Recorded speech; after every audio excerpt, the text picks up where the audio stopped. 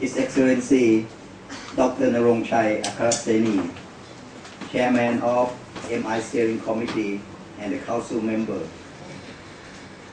Mr. Petit Petit, Head of East Asia Division, Ms. Ruth Hooper, Regional Director, and Dr. Kanyaki, Regional Advisor of Swiss Agency for Development Cooperation, Vice Governor of Khon Kaen, Vice President of Khon Kaen University, Consul General from China, Consul General from Laos, Consul General from Vietnam. Ladies and gentlemen, it's my great pleasure to welcome you all to the signing ceremony of the partnership agreement between Swiss Agency for Development Cooperation and the Mekong Institute today, 19 March 2013. The aim of this partnership agreement is to promote regional and local economic development along East-West Economic Corridor, which encompasses 4 Mekong countries: Vietnam, Laos PDR, Thailand, and Myanmar. I'm happy to also recognize the presence of our First Secretary from Myanmar Embassy from Bangkok to witness the ceremony today. Ladies and gentlemen, on this special occasion, I would like to invite Dr. Narongchai Akaraseni, Chairman of Steering Committee and member of the Governing Council of Mekong Institute, and also member of the Governing Council of Khon Kaen University, to provide his remarks for this special occasion. Dr. Narongchai, please. Honor guests, I skipped mentioning names. I was given 5 minutes. If I mention all the names, it would take up more than 10 minutes. We have honor guests from all the stakeholders in MI, from the GMS government, from Khon Kaen University, and also from the Khon Kaen province. So I'd like to address this honor guests, ladies and gentlemen. I'm very pleased to be here to say a few words about the cooperation between SDC and MI on a major program about capacity development for a more inclusive and equitable growth for GMS. The emphasis of this project to be implemented by SDC and MI will be on the border provinces along the East-West Economic Corridor. I'm pleased for 2 very important reasons. One is about the subject of the project, about this inclusive and equitable growth along the East-West Economic Corridor. The second is about the MI itself, about the project and Mekong Institute, about the future of MI. First, on this inclusive and equitable growth, every time I look at the words at MI, I always think back of the time when I was working in the region in 1980s, late 1980s and early 1990s. Particularly for this reason about this poverty eradication, equitable growth, and so on. Being trained as an economist, I thought that the project that I was invited to participate, and that was in Nong Khai province, not too far from here, would be a very good undertaking. Being an economist, we always feel that way. We don't know how to maximize profit. We always try to maximize value. So at that time, apparently, I was working against reality of the economy being Western-oriented, reality of the area being under developed. Because of the center-periphery political situation at the time. You may have heard of this project. It's a good case study. We invested in a tomato paste factory. It was the biggest factory in the area ever undertaken. And because of this West-oriented commerce, we had to use a Western standard. We did not know that it would be the biggest problem for us, for the area, for the farmers, to meet that Western standard. And the most serious Western standard was the color of the paste. The color had to be red. If it's orangey, prices would drop. In our feasibility study, we did not take that into consideration. We had to make tomato paste red because highs in the US said so, because the world market said so, because otherwise the world market will cut the price down by at least 30%. How could you encourage the farmers to produce tomato that would in turn become a red tomato paste? You could not. Farmers could not. Things that they produce were orangey, not red. We imported seed from Wisconsin and we mixed with local seed, hoping that this hybrid would appeal to the market. No. And like human beings, we have Thai from here marrying Caucasian. They produce beautiful daughter and sons and becoming superstars. Our tomato paste did not become superstar. At the end, we lost everything. Farmers, they could not do it. And they got very upset with us about why we cut down their prices when they deliver things that they could produce to deliver. And also, at the same time, there was no infrastructure for us to rely upon. There was no bridge across the Mekong River. The first bridge that was opened was in 1994, financed by Australian government. We wanted to go by way of Laos, PDR, and Vietnam. We had concession to use the port at Vinh in Vietnam because the distance was short, but to go there it was impossible. I tried once. I came back sick.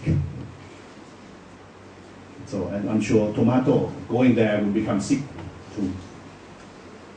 That was the time of the late 1980s and early 1990s to about mid 1990s.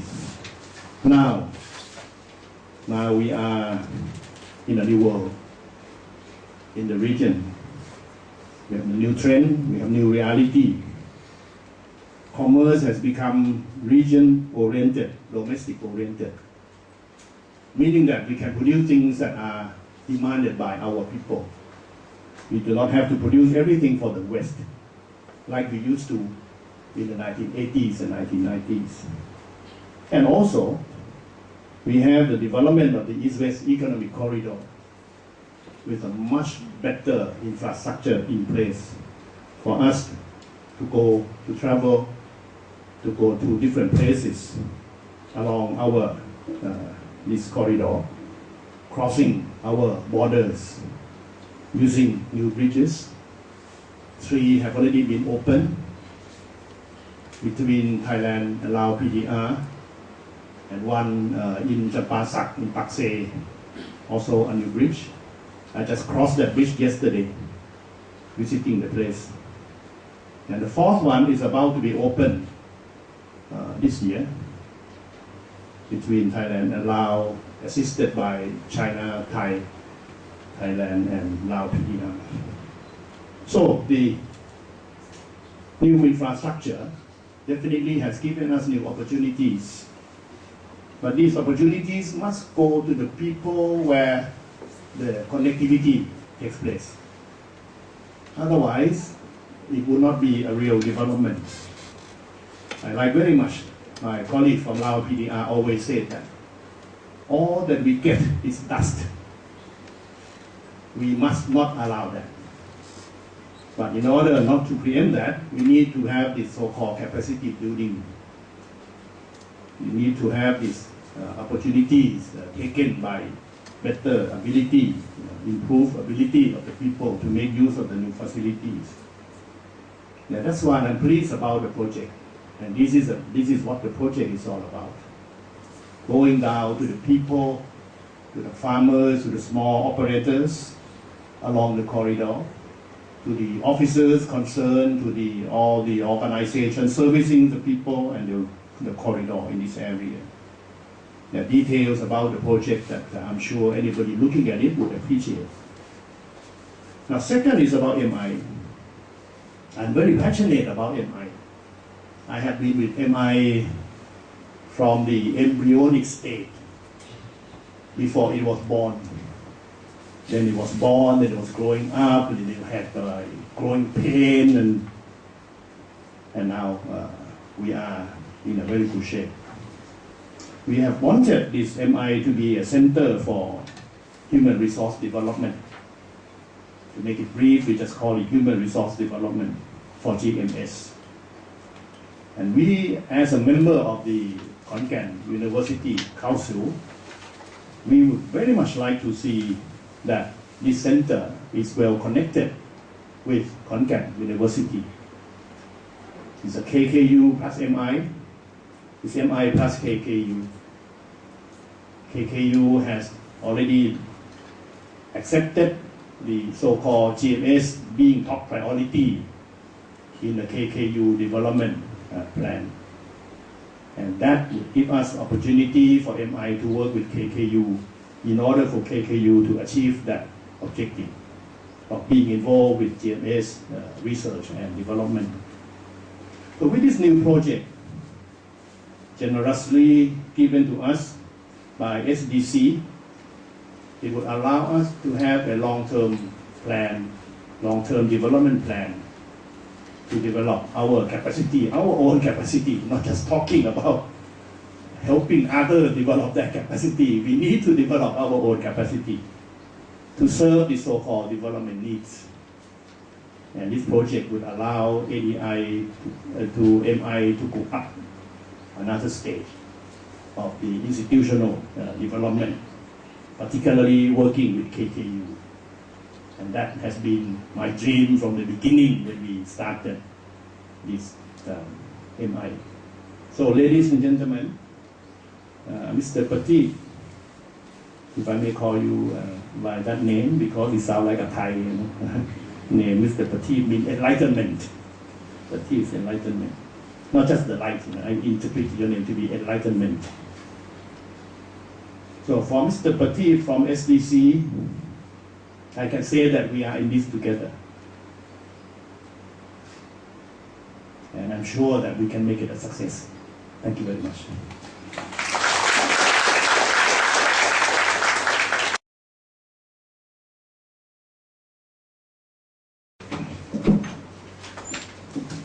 Dear staff from the Mekong Institute, it's a great pleasure for me to be here today and speak on behalf of Switzerland and the Swiss Agency for Development and Cooperation, SDC.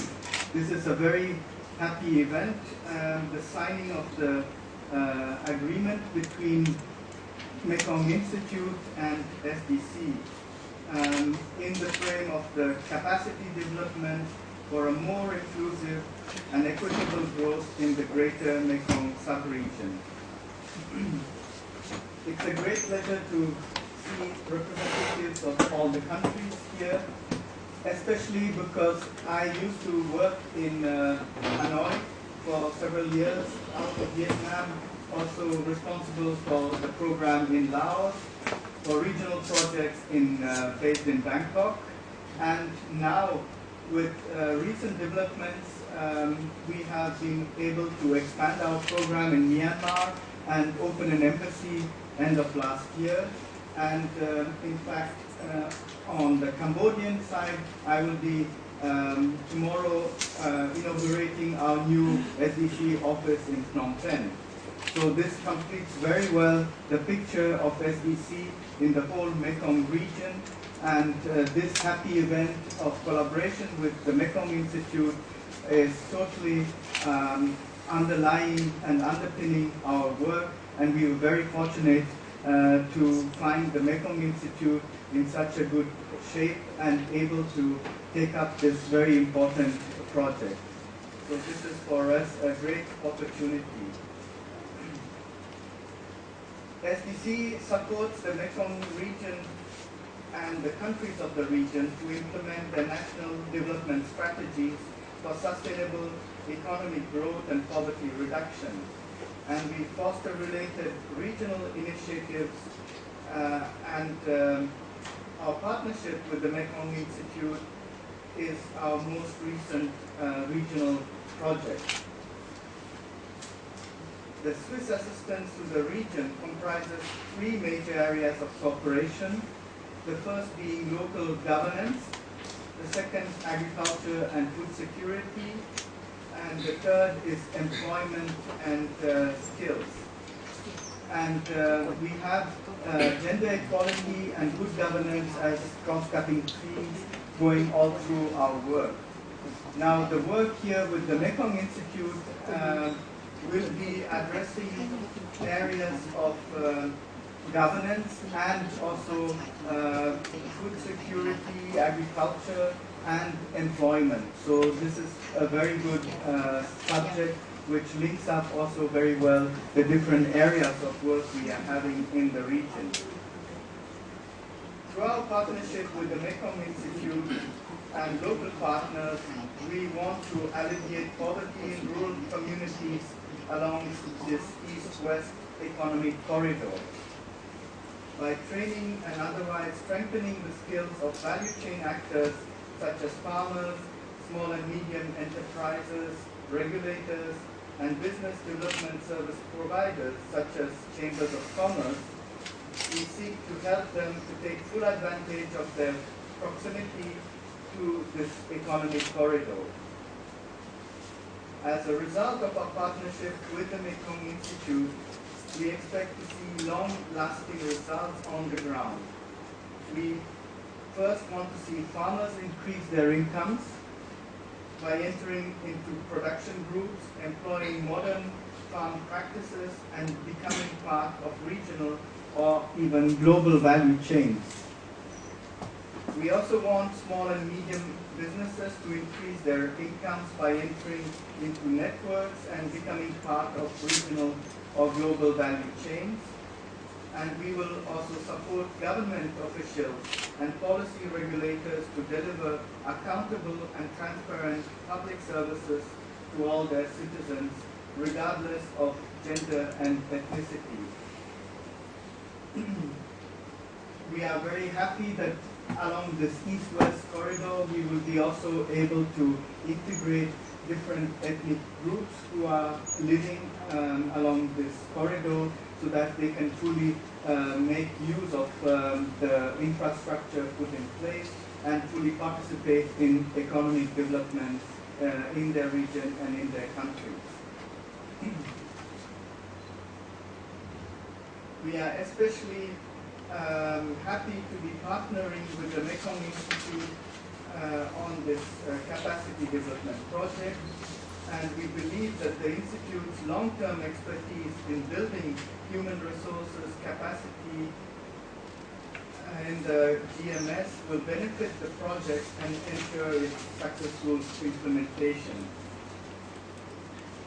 I also want to take this opportunity to state clearly that SDC is committed to supporting the Mekong Institute in strengthening its own capacity. We believe that by expanding and attracting new talent, training staff, and restructuring where necessary, the Mekong Institute will further refine its expertise and become a regional center of excellence in capacity development. I would like to conclude by indicating that today, with the signing of this agreement, SDC confirms the importance of this partnership which constitutes an important component of Switzerland's overall support to the Mekong region. We are convinced that the excellent partnership with MI will significantly contribute to the alleviation of poverty in rural communities in Thailand, Laos, PDR, Myanmar, and Vietnam. We look forward to collaborating with MI to ensure efficient project implementation and sustainable impact. And thank you very much, Dr. Narongchai. I think that what you have set up with your vision from the embryonic stage onwards for the Mekong Institute is now developing into a very beautiful and not only child but reaching maturity through the able leadership of Dr. Suchat, and we are very glad to be part of this new stage of development of the Mekong Institute. Thank you very much to all of you for your joint efforts.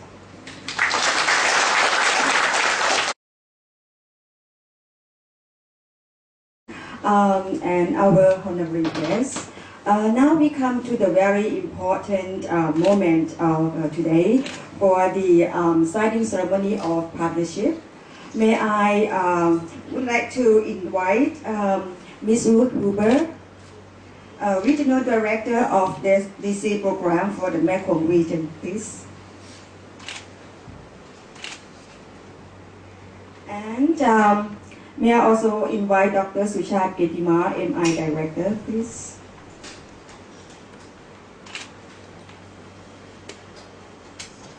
I would like also to invite our honorary witness.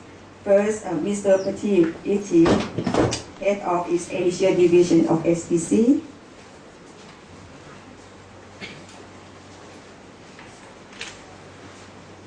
And Dr. Narongchai Akhalaseni, please, Chairman of our MI Steering Committee.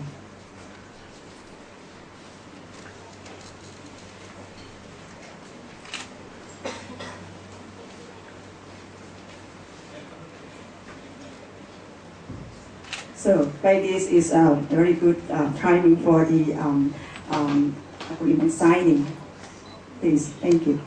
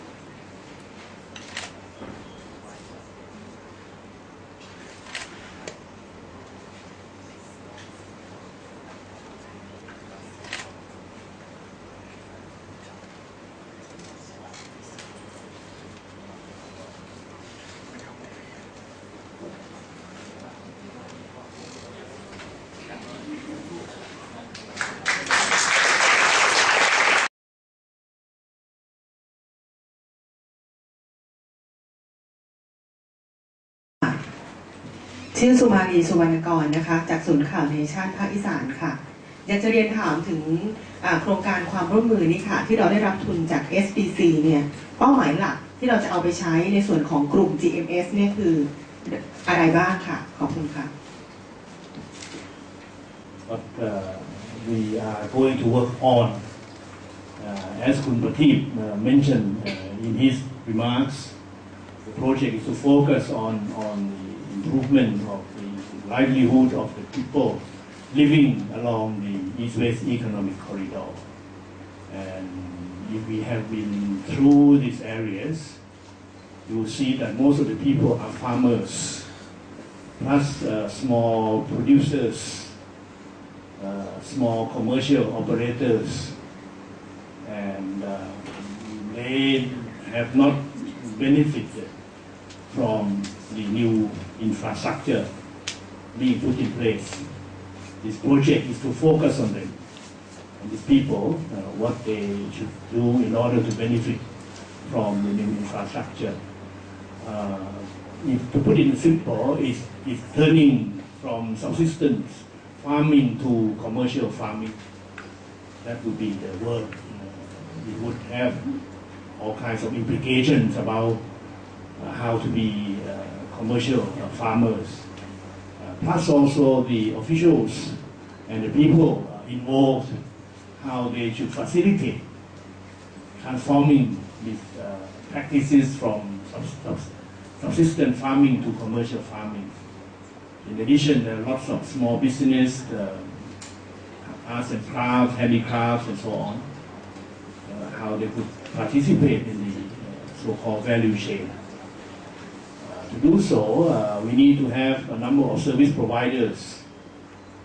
If you have been studying business, you will know that these days people don't do things all by themselves.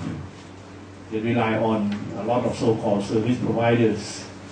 How do we develop the system of service providing so that they will benefit from these services? That's the main focus of the project. Maybe Khun Prateep can also add to what I have said.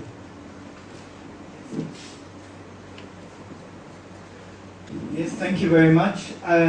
Just a few words to complement what Dr. Nawabchai has been saying. We have the chance of having a region which is enjoying good economic growth, and I think there are opportunities through this growth and through the infrastructure which is already in place. And the farmers, the poor population of these different countries should also fully benefit from this potential. And this is exactly what we aim to do through this project, so that the rural areas fully can benefit by developing products to a standard which is meeting the demand, and they are able to increase their incomes. Their main aim is the poor farmers along this east-west corridor, and also all the other actors involved in this chain until it reaches the consumers.